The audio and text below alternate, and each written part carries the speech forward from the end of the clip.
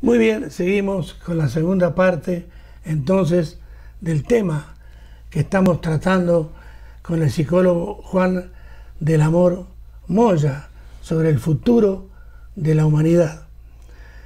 Y para el comienzo entonces de esta segunda parte le vamos a preguntar si podrá la ciencia del cerebro cambiar el derecho penal.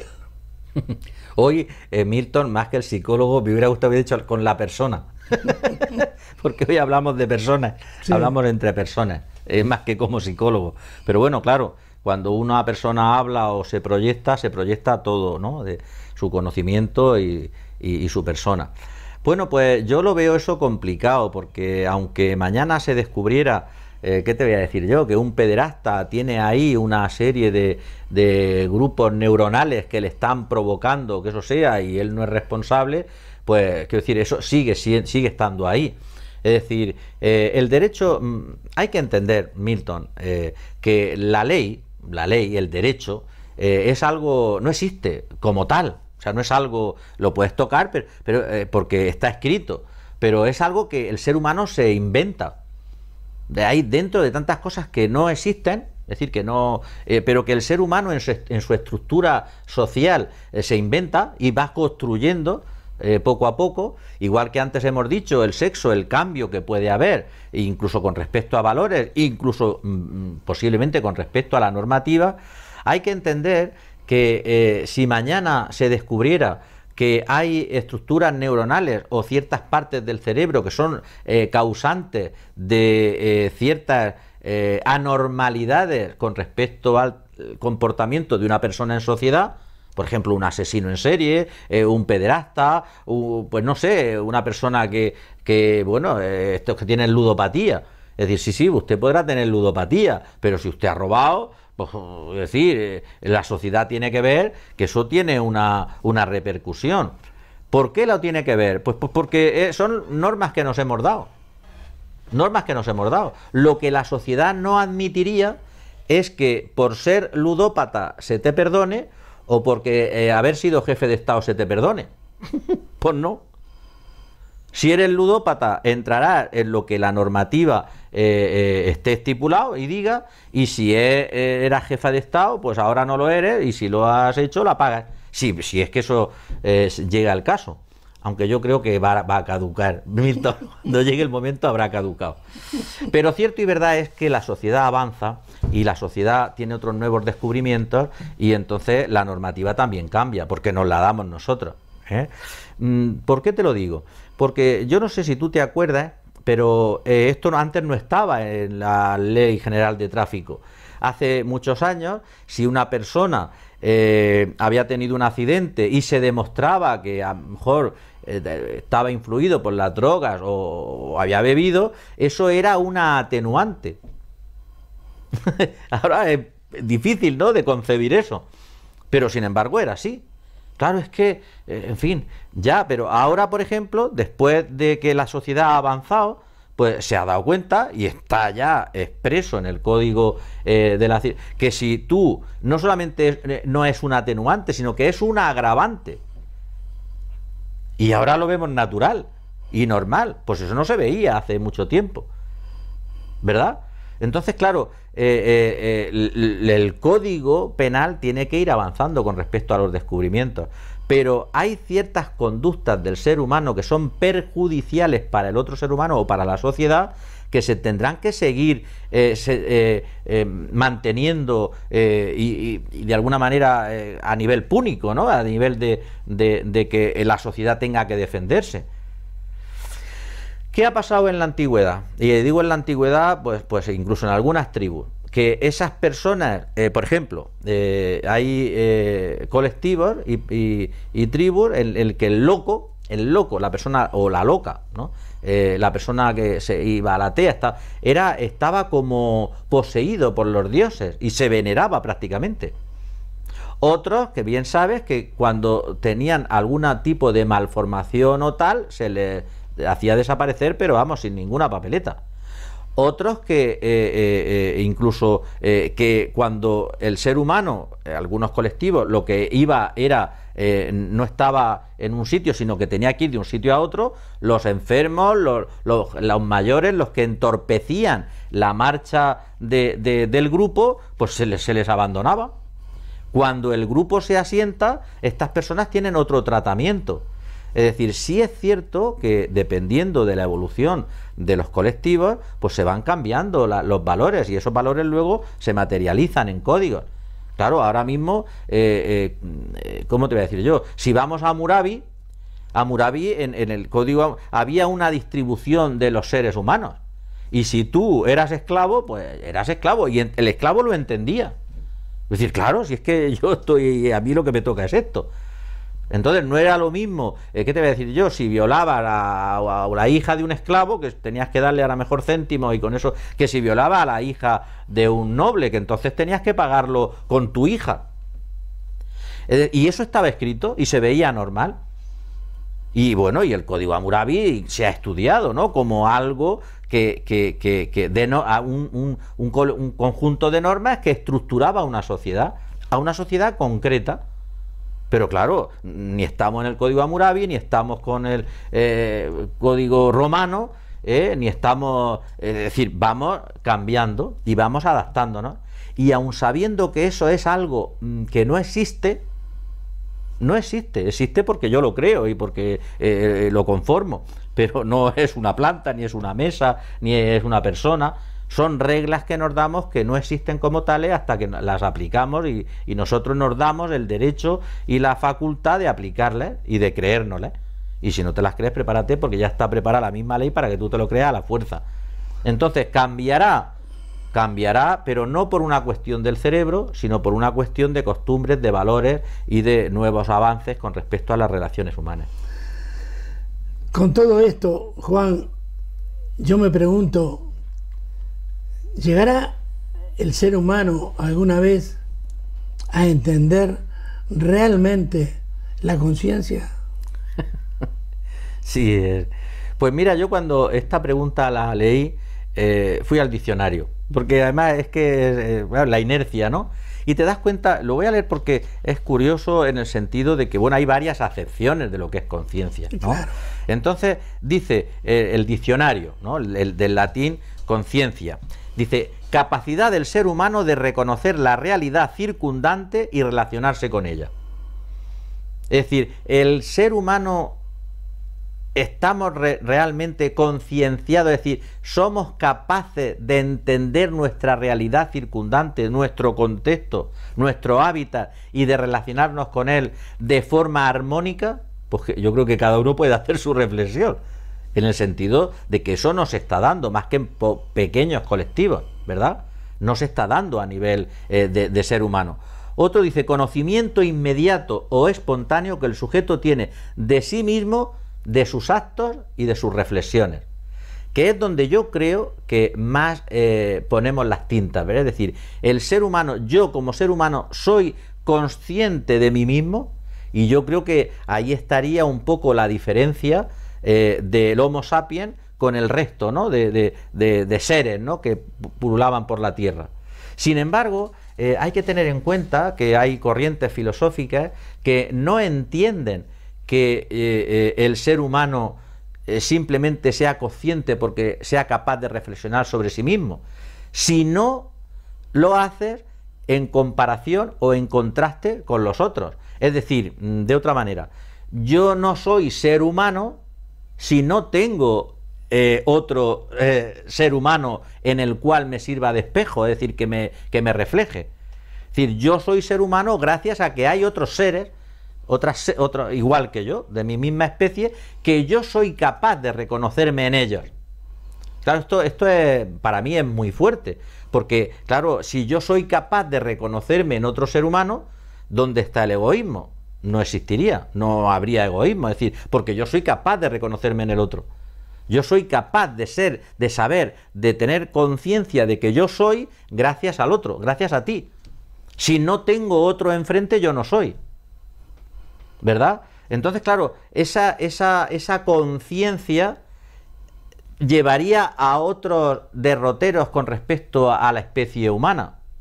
Entenderíamos perfectamente por qué todo lo que hemos hablado de respeto del hábitat, de respeto del otro, de por qué invertimos en el ser humano, pero no en mí por ser español, por ser cristiano, por ser blanco. No, en mí igual que en otro, independientemente de cualquier tipo de procedencia. Simplemente por lo más grande, por ser humano, y porque el otro me hace a mí ser humano, ¿verdad? Entonces, claro, eso es muy complicado, porque también supone que tengo que tener como una reflexión sobre las cosas, es decir, sobre lo que usamos los seres humanos. No solamente lo que a mí me beneficia, sino lo que es de uso. Claro, entonces eso supone o supondría un respeto extraordinario a mí como ser humano, es decir, al resto como seres humanos, al hábitat en el que nos movemos y al resto de cosas, por cosificar, que existen, que están, que las producimos y que nos hacen un servicio. Entonces, claro, ahí estaría el total de lo que es la consciencia, porque yo como ser humano me veo en el mundo, pero no me veo en plan egoísta, yo mime conmigo, sino no existo yo si no hay un nosotros. Claro. Muy bien. Juan, en mi concepto, el ser humano hoy día tiene en sus manos una cuchara, un tenedor y un cuchillo, nada más. Solamente con eso puede alcanzar para que colonicemos el exterior. ¿El exterior te refieres del espacio? Una claro, cuchara, un tenedor. El espacio exterior. El espacio exterior, sí, hombre, sin ninguna papeleta, no hay ningún problema, porque claro, hay que entender que me imagino que no estarás hablando simplemente de unos utensilios que te sirvan para comer, sino son unos utensilios que son multiuso, ¿verdad? Claro. Bueno, yo por suerte, estuve en el Museo del Cairo, el Museo Egipcio, y allí tienen expuesto, como seguro que personas que nos escuchan y ven han estado, pues todo lo que encontraron en la tumba de Tutankamón, ¿verdad? Que, bueno, como sabéis, era un crío prácticamente, murió siendo un crío, ¿verdad? Bueno, y uno de los objetos que me has recordado cuando tú has dicho un cuchillo, una cuchara y un tenedor, es una daga, un cuchillo, que por el aspecto parece de acero inoxidable, porque está sin óxido, está intacto. Y eso es extraordinario. Es decir, ¿cómo es posible que no se conocía? Bueno, porque los egipcios era como traducido a nivel humano, como un crío de 3, 4 años, ¿verdad? ¿Cómo es posible que eso estuviera ahí? Y cómo eso se lo encontraron en su tumba, ¿no? Traducido, no es exacto, pero bueno, un cuchillo de acero inoxidable. Es decir, una vez que el ser humano es capaz de trabajar, producir instrumentos, es capaz de todo, pero no solamente es capaz de viajar en el espacio, sino que sería capaz incluso de organizar, de armonizar lo que es el ser humano en esta misma tierra. Pero sí es cierto que, claro, con ese cuchillo, esa cuchara y ese tenedor se está viajando, y de hecho ahora nos estamos dando cuenta que la inversión privada es tremenda. Es decir, los estados ya no son capaces, como eran hace unos cuantos años, de invertir solo ellos en el espacio. Es tantísimo que ahora eso tiene sus ventajas y tiene sus inconvenientes, según mi criterio. El inconveniente es que, claro, si la inversión privada está acopando lo que es la salida al espacio, quiere decirse que el control, la vigilancia, el saber, el conocimiento claro, lo están acotando las empresas privadas. Y eso, si ya en un estado clamaríamos al cielo, pues imagínate a nivel privado.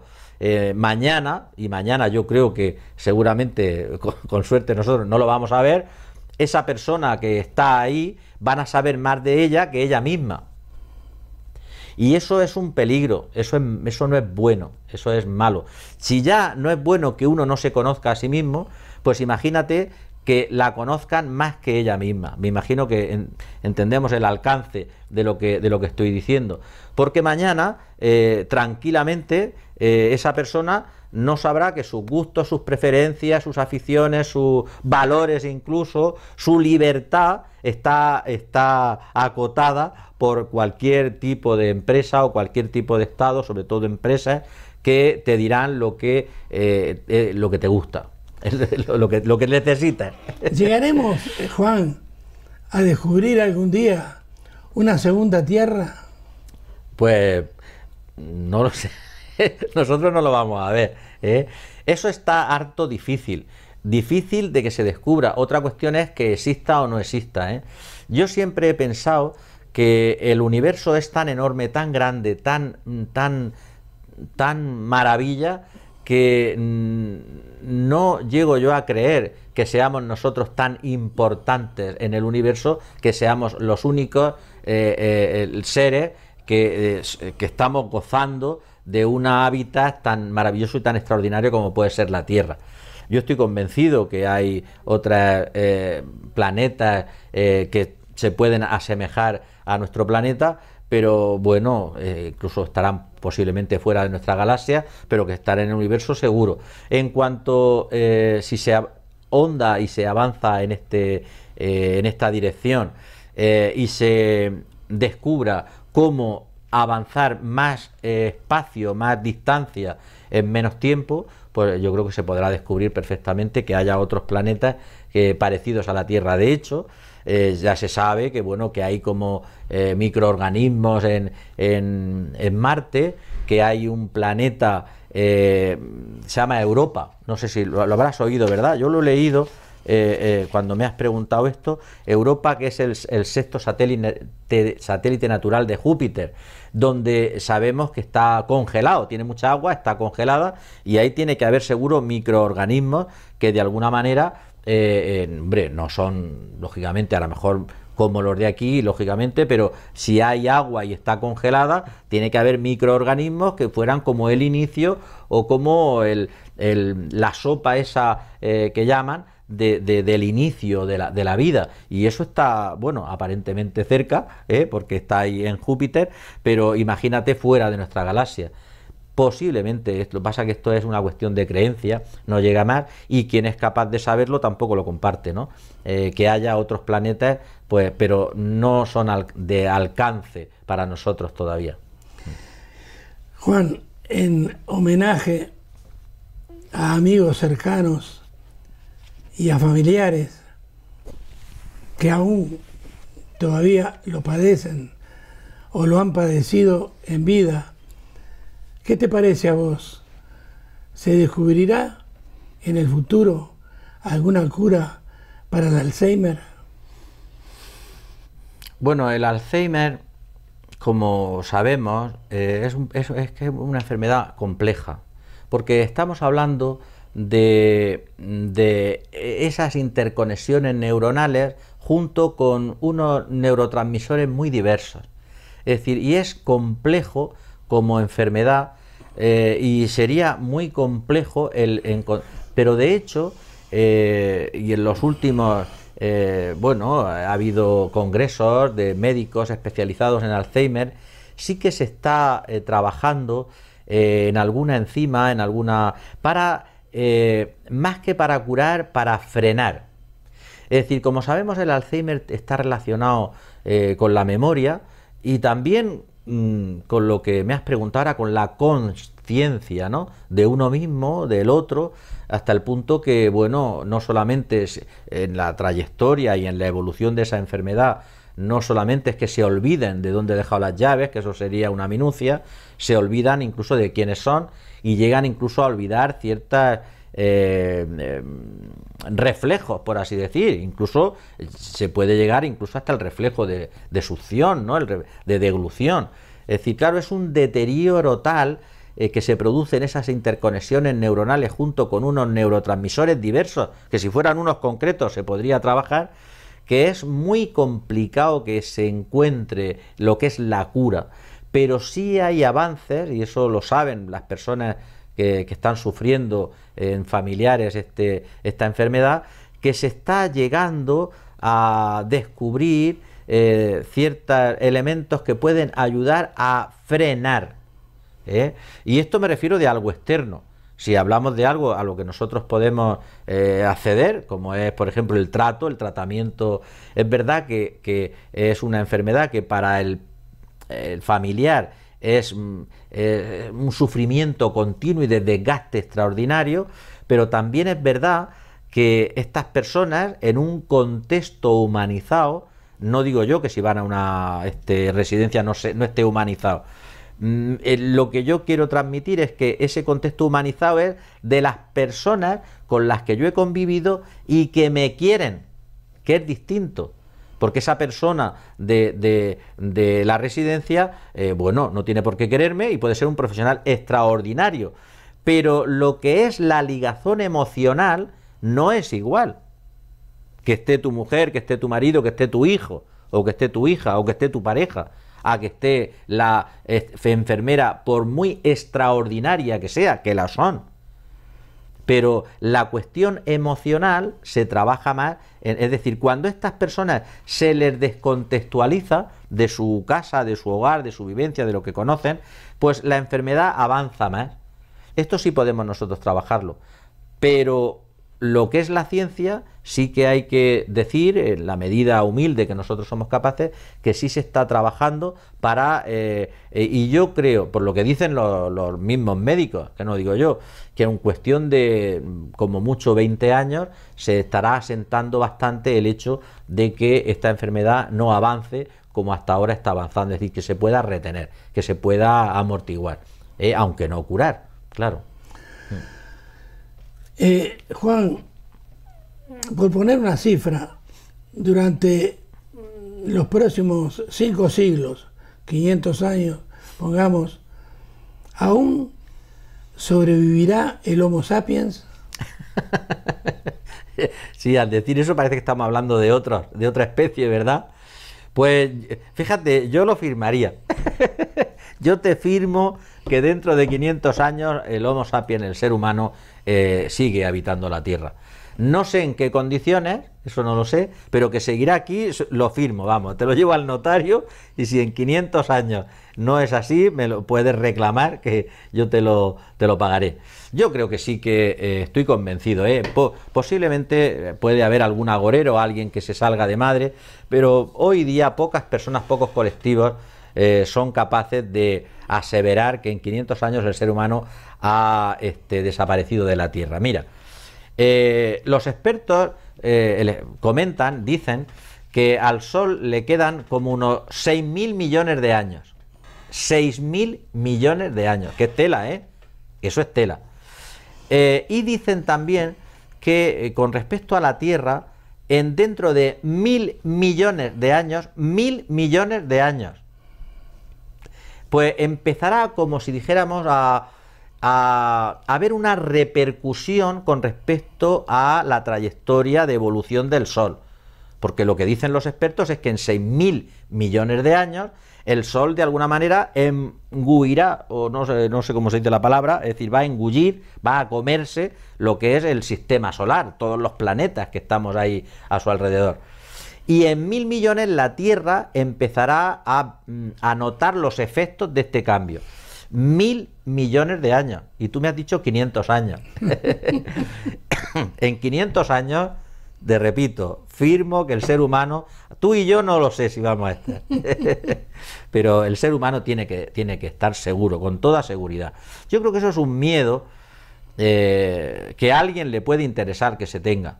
Bueno, los miedos, hay muchos intereses para que haya miedo. Tú lo has dicho al principio de la entrevista, ¿no? Ha habido otras situaciones y no ha habido tanto miedo, ¿verdad?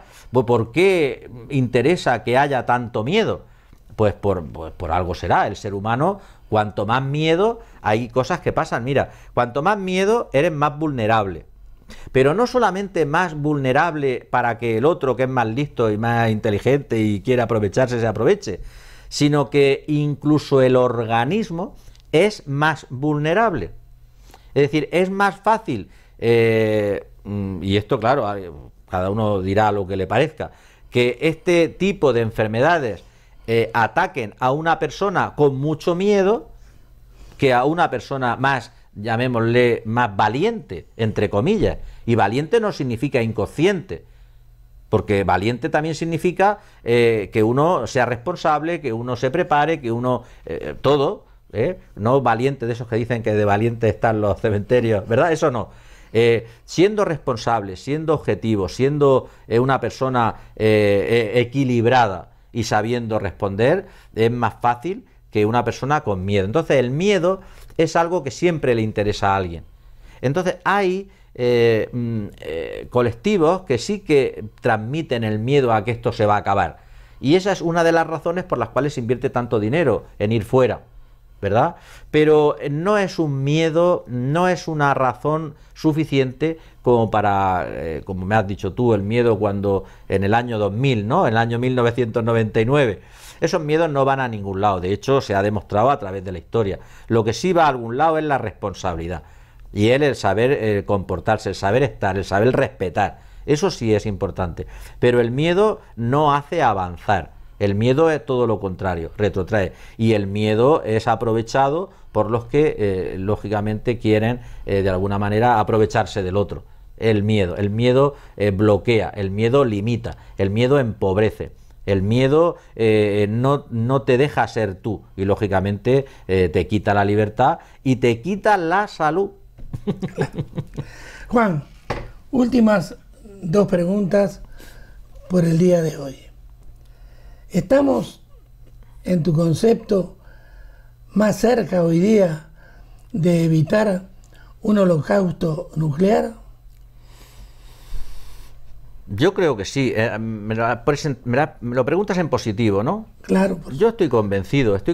¿Por qué? Pues porque hoy día los avances en todas las potencias que se precien a nivel de conocimiento y de investigación tienen acceso a los materiales, a los elementos que pueden constituir y con una bomba nuclear, es decir, una guerra nuclear, de tal manera que esto hace que haya un equilibrio entre fuerzas, entre potencias, y que el ser humano como tal o como Estado no pase por la cabeza de nadie el iniciar un holocausto nuclear, que, como dice la idea, holocausto es exterminio, holocausto es se ha acabado. Entonces, un holocausto nuclear significaría un exterminio de la raza humana según nosotros la concebimos, porque claro, si eso se hiciera, quien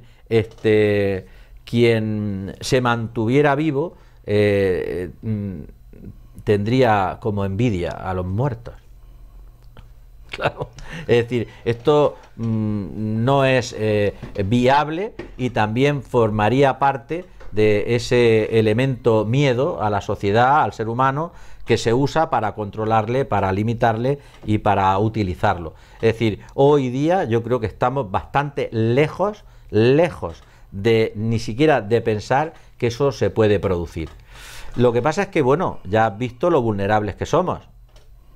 Y lo hemos visto al inicio de la pandemia, y lo hemos visto en los supermercados, y lo hemos visto, es decir, las personas somos muy vulnerables a ese miedo, a ese pánico de que esto se acaba, ¿verdad? Lo que sí me gustaría, Milton, es encontrar algún estudio, bueno, ya por curiosidad, que no, un estudio fiable, un estudio contrastable de por qué, y esto alguno se podrá reír conmigo, por qué les dio a tantísima gente por acumular papel higiénico. Dirás tú, qué tontería. No, pero yo me gustaría un estudio. ¿Por qué esa a priori sandez? Es algo fuera de traste, ¿no? Pero tendrá que tener su sentido, porque eso no es porque sí. Es decir, ¿qué hace el miedo? Pues el miedo lleva incluso a hacer estas tonterías tan grandes, ¿no? ¿Qué no hará cuando ese miedo se instala y ese miedo nos empobrezca? Bueno, pues con eso es lo que tenemos que luchar, contra el miedo. Entonces, a partir de ahora, ¿qué es lo que uno, creo yo, es mi opinión? Uno tiene que defenderse contra ese miedo y uno tiene que ser responsable consigo mismo y con los otros independientemente de los estados, independientemente de las fases, independientemente de las indicaciones, que hay que llevarlas a cabo porque uno vive en sociedad, pero uno tiene que ser responsable y afrontar esta situación con la inteligencia y la capacidad que uno sea capaz. Para terminar, Juan, una pregunta que en mi concepto no es muy fácil de contestar. Yo te diría, en tu concepto, ¿cómo salvar el planeta sin matar el crecimiento económico? Bueno, pues, en fin, yo, vamos, como de forma humilde, siempre decimos que no, yo no soy experto, no somos expertos, pero está claro que el camino es el que antes hemos dibujado un poquito. Es trabajar por parte de la sociedad, de los estados, de las empresas, en invertir en investigación y desarrollo, en I+D+I. Eso significa que si se invierte en investigación, en desarrollo, de forma equilibrada, vamos a entender cómo se puede producir, cómo se puede gastar y cómo se puede respetar el medio ambiente. ¿Por qué? Porque ese es el objetivo. Es decir, Milton, para entendernos, si el objetivo es solo ganar dinero, iremos por un lado. Si el objetivo es simplemente hacer una distancia enorme entre la clase pudiente y la clase trabajadora, por decirlo de otra manera, entonces trabajaremos de otra manera. Pero si el objetivo es invertir para investigar en el desarrollo sostenible, es decir, entonces como el objetivo es distinto y estamos invirtiendo, es decir, hay dinero, hay personas que se preocupan, que investigan, que hacen diseños experimentales, con ese objetivo no habrá ningún problema en que el ser humano se mantenga, el ser humano viva, el ser humano consuma y a la misma vez sea un desarrollo sostenible. Es decir, depende del objetivo. Es así de sencillo. El problema es que cuando el objetivo simplemente es ganar dinero, o el objetivo simplemente es producir, o el objetivo simplemente es vender, pues cuando el objetivo es se desdibuja el otro. Dice, no, el otro es que es un imposible. Es decir, ¿cómo puede ser que yo plante melones en Torre Pacheco y no lleve la mierda al Mar Menor? Es que no puede ser. ¿Cómo que no puede ser? No puede ser, ¿por qué? Porque te lo han permitido hasta ahora. ¿Quién te lo ha permitido? O sea, ahora que el Mar Menor es una pocilga, es una balsa de cieno, como, pues una pocilga, ya sabe lo que es, ¿no? Pues entonces ahora clamamos al cielo, es que era imposible. No, señor, es que el objetivo era simplemente ganar dinero pese a quien pese, destruyendo lo que fuera. Sin embargo, si el objetivo cambia, se puede también producir y a la misma vez respetar, porque estamos invirtiendo en que eso sea así. Simplemente es cambiar el objetivo. Y para eso, lógicamente, tiene que haber una conciencia de ser humano, conciencia de hábitat, conciencia de contexto y conciencia del otro, que es lo que estamos hablando. Es muy sencillo, Milton, es más fácil de lo que puede... No es una cuestión de macroeconomía o que los economistas... Es simplemente que se tenga conciencia clara de qué es lo que se quiere. Y cuando el otro, es decir, yo, que soy una persona sea capaz de entender también hacia dónde va ese político o esa empresa o estos pues entonces posiblemente les podremos hacer frente. Pero si engañan, y yo me lo creo, y yo no me cuestiono, si yo no discrimino la información que me va llegando, pues entonces seguirán aprovechándose de mi bondad. Y de mi bondad no es estoy hablando algo de buenismo, no. Seguirán aprovechándose y me seguirán preparando una pocilga para el resto de mi existencia y de los que vengan detrás. Claro. Muy bien, muchas gracias, Juan. Ya para la próxima entrevista no vamos a traer al agorero, vamos a traer al psicólogo Juan del Amor Moya, sí, porque se me ha ocurrido hablar contigo algo que realmente y lamentablemente está de moda en el mundo: el suicidio. María, sí. De eso quisiera hablar contigo. Bueno. Y a ustedes decirles que en el 99 anotó su primer gol Nostradamus. Y en el 2012 empataron los mayas. ojalá, ojalá, nunca, jamás desempaten. Hasta la semana que viene.